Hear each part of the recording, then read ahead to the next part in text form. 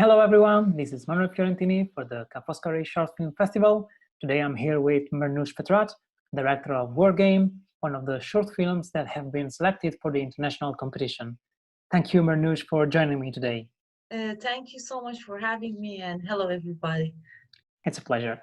So I'd like to start right away and talk about your short because I've seen it several times and I think it's really intriguing and unconventional. And the themes are so relevant, so I can't wait to ask you a few questions.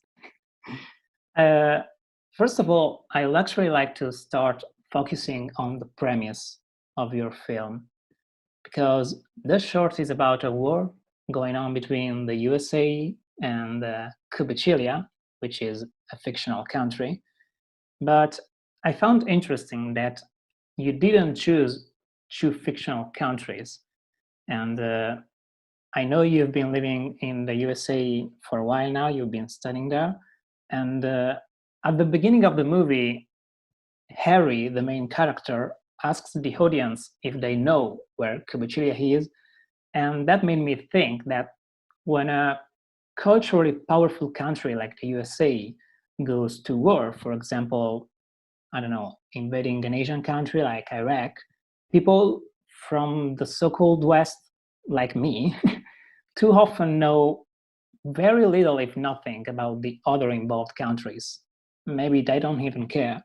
So I wondered if your intent was to stress this asymmetrical relation of power and perception. Yeah, I mean, I choose the name of Cuba Chile, which was the combination of Cuba and Chile, because like there were both countries that like U.S. kind of had an invasion to them, Yeah. and kind of had a very big impact on their history. So it was not like it could be like somewhere in Middle East too, but because I was in the US and I could like easily find the Spanish like actors, that's what I choose this name. And but I mean metaphoric, it was like, it doesn't matter which country, we are just like focusing on the invasion and like this aggressive politics that US always has towards like especially like Latin American countries, Middle Eastern countries, or like other parts of the world. Yeah, because I also found interesting the opening quotation by Chomsky. You know, is not exactly has not exactly been very kind to the USA's foreign policy. So I True. think it's very explicative. So another aspect that really got my attention was the mise en scène. I mean, the movie combines cinema with some very theatrical elements. I think about the establishing shot that shows all the characters from what looks like the point of view of an audience watching a play, or about Harry, the main character, literally going behind the scenes to control the messages from the general. And I know you also translate plays, so I was curious about the influence of theater on your work and the reason why you chose that approach to film this specific story. Yeah, I mean, I was trying to like kind of explore the verge between the like theater and cinema at the time. And I put it in a theater that like all around it was like kind of dark and like black, because I want to say that this situation can happen anywhere and it's kind of endless. And yeah, the establishing shots is kind of like showing that, it's kind of funny because you would see like two countries are so close to each other, and the general of both countries are the same person, which is kind of weird but has a kind of like metaphoric meaning. And then we have this opening with the what Harry is saying, that you don't believe me, and at the end of the film we would see that okay, everything was kind of the theater that he was watching. So that's why we kind of like try to explore the verge between the theater and cinema. So uh, and I don't know how much I was successful, but I tried to do that. I think that was really spot on. So, Thank um, you know, my last question is, about media, because they have a huge role in this story, and you also address this theme in your previous short film, America. And so in War Game, the main character is able to keep the war going thanks to his control over the media. And I don't want to give too much away, but we have some meta cinema as well in this movie.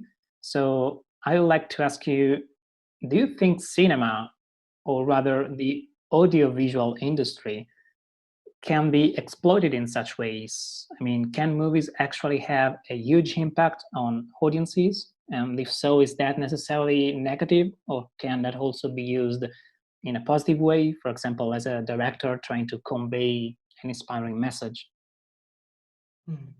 Yeah, I mean, Godard has a sentence that says that like TV makes you to forget like everything, but cinema makes you to remember everything. So I think it's kind of like the it should be the goal of the cinema to remind us that like what's media always doing to us and makes us forget to be forgetful about everything.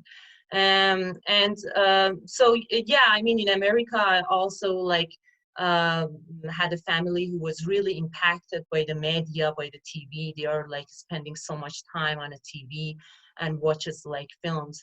And here it's also there is a war which is kind of controlled by a TV, which is like in the middle of the war. So as a quote that like I had in the beginning of the film from Noam Chomsky, I really try to says that we are under the influence of this media, and that's kind of like affect all aspects of life, and like sometimes we are completely forgetful about the reality that's happening to us. So that's the whole thing. Yeah.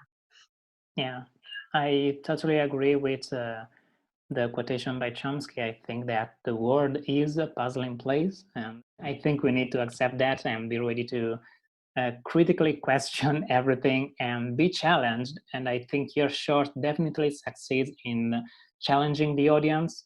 We need directors to try and do that now more than ever. So keep up the good work. Thank you so much. Marnoush, thank you so much for your time. Thank you. Congratulations again on Wargame. Best of luck with the international competition and, of course, all your future projects. I read that you have been working on Bedbug. Is that right? Yes, I was, but it kind of like because of pandemic, the stopped. So uh, I don't know what's gonna happen, but I'm still like trying to do that. But yeah, it's a long time that Yeah, no. the pandemic just like yeah. Uh, I'm sure you'll be back on track in no time, and I'm sure lots more will be coming on your way. Thank you so much. Thank you Thank you. so much again for your time. Thank you. Thank you so much for having me.